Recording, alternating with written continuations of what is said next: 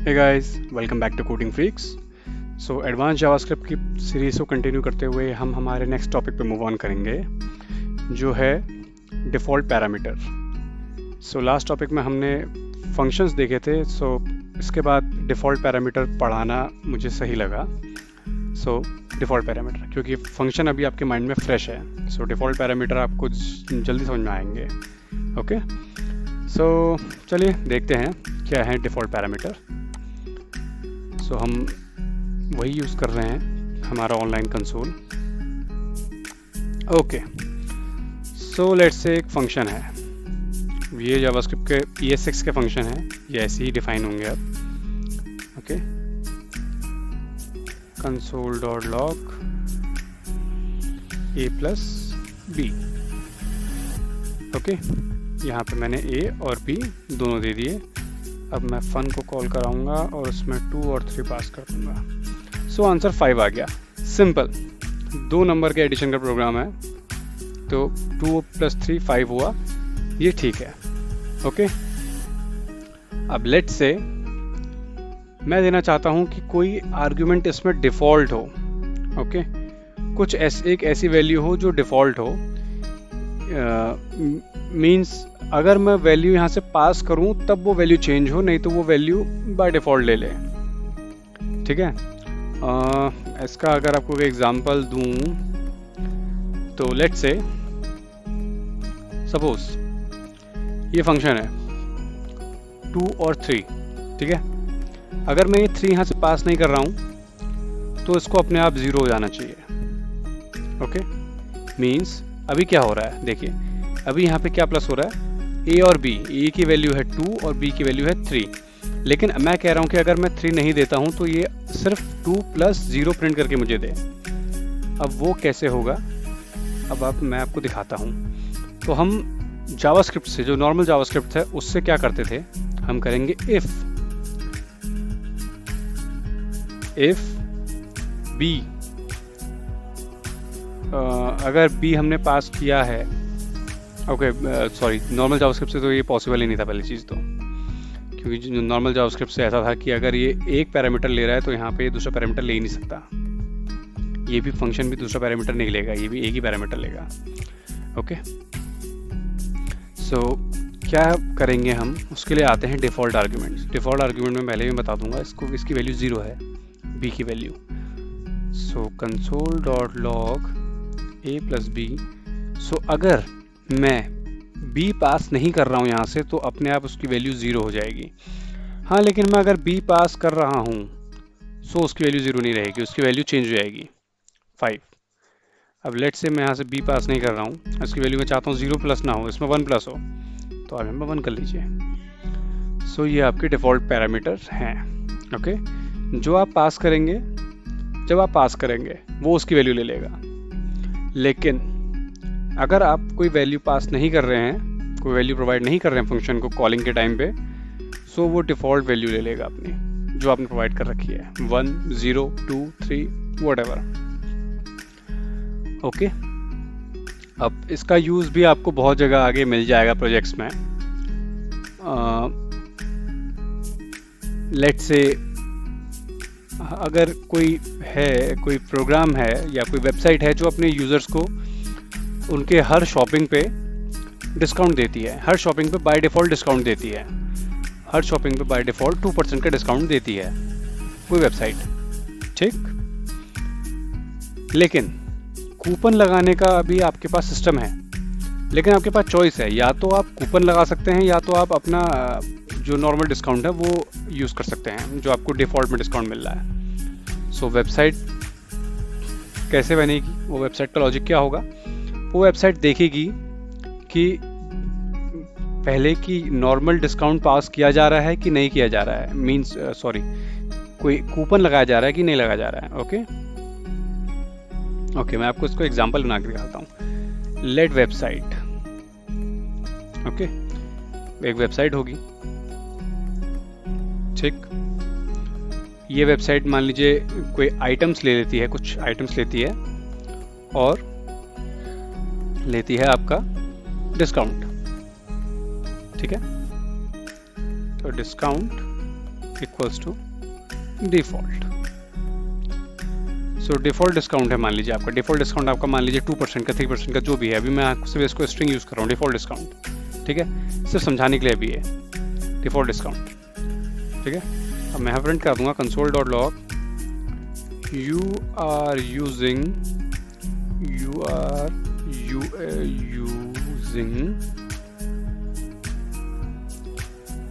Plus discount. Okay, so you are using discount. अब एक website है, वो कुछ आइटम्स लेती है, लेट्स से ये बुक ले लेती है, बुक 1 बुक्स, ठीक है। अगर यूज़र कोई कूपन अवेल नहीं करता है, कोई कूपन यूज़ नहीं करता है, डिस्काउंट के कूपन कोई यूज़ नहीं करता है, तो डिफ़ॉल्ट डिस्काउंट 2% का मिल जाएगा या 3% का मिल जाएगा, जो भी डिफ़ॉल्ट डिस्काउंट है। लेकिन अगर वो कूपन यूज़ करता है, अपने कूपन से मान लीजिए उसको 5% का या 25% ऑफ मिल रहा है, अगर वो कूपन यूज़ करता है तो यहाँ पे कूपन की वैल्यू आ जानी चाहिए। So let's say I am using coupon, okay, you are using I am coupon, okay, I am using coupon, नहीं कूपन आएगा, कूपन फॉर डिस्काउंट। सो ऐसा है। सो आपको ये बात समझ में आई, ये लॉजिक समझ में आया, कहाँ आपके डिफ़ॉल्ट आर्गुमेंट यूज़ हो सकते हैं। ये तो सिर्फ एक एग्जांपल है, इसके बहुत प्रैक्टिकल एग्जांपल्स हैं जो आपको आगे प्रैक्टिस करेंगे, आप जो प्रोजेक्ट्स बनाएंगे, प्रोजेक्ट समझेंगे, तब आपको समझ में आएंगे कि कहाँ कहाँ यूज़ हो सकते हैं। लेट्स से एक बैंक का एग्जांपल भी लीजिए आप, बैंक का एग्जांपल, या बैंक का एग्जांपल भी छोड़िए, मैं आपको डेली यूज़ में मैं बताता हूँ, डेली यूज़ में। ओके, डेली यूज़ में देखिए आप, सिंपल, इसको भी हटा दीजिए। डेली यूज़ में आप यूट्यूब देख लीजिए अपना, यूट्यूब का लॉजिक ले लीजिए एक बार को, ठीक है। यूट्यूब में आपका एक पैरामीटर जाएगा यूज़र, ठीक है। तो हम यहाँ से फंक्शन को कॉल कराएंगे YouTube user, okay. Let's say user मैं हूँ, मैं ही यूज़र हूँ। तो अब हम क्या चाहते हैं, हम चाहते हैं कि यूट्यूब प्रीमियम यूज़र्स को ऐड ना दिखाए और नॉर्मल यूज़र्स को ऐड दिखाए, ठीक है। सो मैं लेट्स से यहाँ से मैं कहता हूँ कि मैं प्रीमियम हूँ, प्रीमियम, ओके। तो यहाँ से आप चेक कर सकते हैं, इफ, ओके, इफ भी नहीं, आप यहाँ से सीधे प्रिंट कर सकते हैं। देखिए console.log, अब यहाँ पे console.log में जो प्रिंट कराएंगे वो आपका प्रिंट हो जाएगा। ये console.log मेरे हिसाब से आपको आना चाहिए, ओके। अब लेट्स से यहाँ पे हम डिफ़ॉल्ट आर्गुमेंट स्टोर कराते हैं कि हम मान के चलते हैं कि यूज़र के पास प्रीमियम वर्जन नहीं है, okay. Premium equals to no,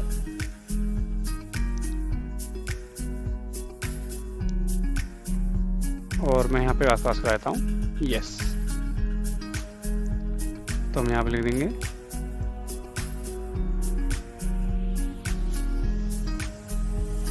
हम यहाँ पे चेक करेंगे, इफ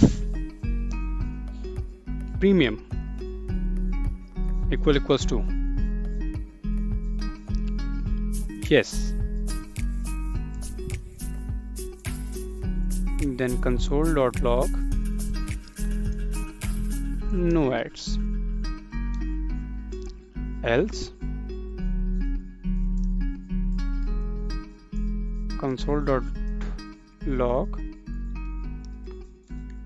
show ads, ओके। अब देखिए मैंने क्या बनाया, मैंने कहा कि अगर यूज़र प्रीमियम है तो उसको ऐड मत दिखाओ, लेकिन अगर प्रीमियम नहीं है तो उसको ऐड दिखाओ। ये तो सिंपल सी चीज़ है, आप डेली लाइफ में यूज़ करते हैं यूट्यूब। मुझे लगा कि आपको ये चीज़ समझ में आनी चाहिए, ओके। आई होप आपको ये चीज़ समझ में आ रही हो। सो देखिए यूट्यूब में मैंने अपनी ID they the, let's say Sandeep, और यस मैं प्रीमियम यूज़र हूँ, मान लीजिए मैं नहीं हूँ ऐसे प्रीमियम यूज़र लेट्स से मान लीजिए मैं प्रीमियम यूज़र हूँ, तो मुझे कोई एड्स नहीं दिखेंगे। लेकिन हम बाय डिफ़ॉल्ट मान के चल रहे हैं कि यूज़र जो बन रहा है, जब स्टार्टिंग में आप अकाउंट बनाते हैं तो उस समय आप प्रीमियम यूज़र नहीं बन जाते हैं। आप जब स्टार्टिंग में अकाउंट बनाते हैं तो उस समय आप बेसिक यूज़र होते हैं, उसके बाद आप प्रीमियम मेंबरशिप खरीदते हैं। सो नो, तो स्टार्टिंग में मान लेंगे हम प्रीमियम नहीं है। लेकिन अगर हम प्रीमियम पास कर रहे हैं तो हम प्रीमियम हैं। लेकिन अगर कुछ पास नहीं हो रहा है, लेट्स से हम किसी और का भी पास करते हैं, लेट्स से यूट्यूब, मयंक का पास कर देते हैं, मयंक लिखते हैं, ठीक है। ये मान लीजिए मयंक प्रीमियम यूज़र नहीं है, इसने ये पास नहीं किया, मतलब प्रीमियम यूज़र नहीं होगा। सो इसको एड्स दिखेंगे। सो ऐसे आपका ये काम करता है डिफ़ॉल्ट आर्ग्यूमेंट्स या default parameter, sorry default parameter. So I hope guys आपको समझ में आया होगा। मैंने आपको 2 एग्जांपल दे दिए, तीसरा एग्जांपल मैं आपको बैंक का देना चाह रहा था, पर चलिए दे ही देता हूँ। सिंपल सा एग्जांपल है, मान लीजिए बैंक में आपने अकाउंट बनाया है, ओके। तो नॉर्मल यूज़र हैं आप, नॉर्मल अकाउंट बनाया है आपने बैंक में, सेविंग या फिर करेंट अकाउंट बनाया है, तो उस पर आपको इतना इतना वो मिल रहा है, परसेंट का इंटरेस्ट मिल रहा है अपना पैसा रखने का, ओके।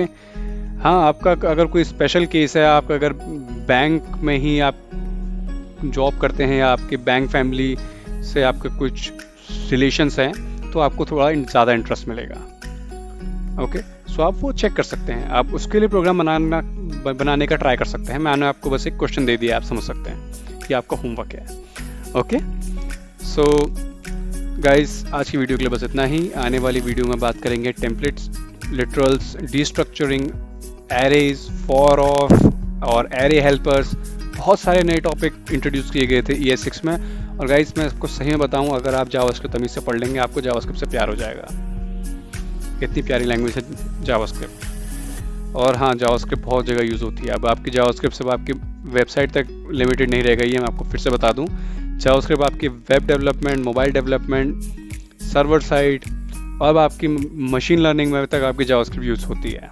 जी हाँ, मशीन लर्निंग में भी आपकी जावास्क्रिप्ट यूज़ होती है। अगर आपको मशीन लर्निंग में आगे करियर परस्यू करना है, सो आप जावास्क्रिप्ट से भी परस्यू कर सकते हैं। सो गाइस, आज की वीडियो के लिए बस इतना ही।